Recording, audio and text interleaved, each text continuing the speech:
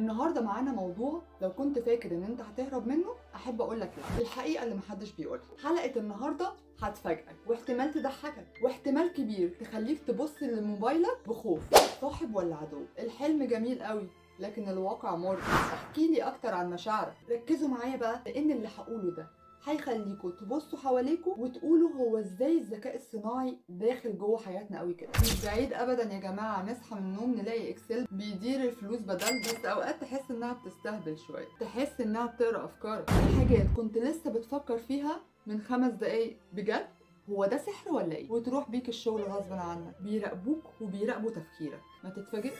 ممكن يكون في ذكاء صناعي بيراقبنا عشان نعرف ننام مستريحين النهارده. ذكاء صناعي ولا تجسس؟ الشغل في خطر؟ هو احنا في فيلم خيال علمي ولا ايه؟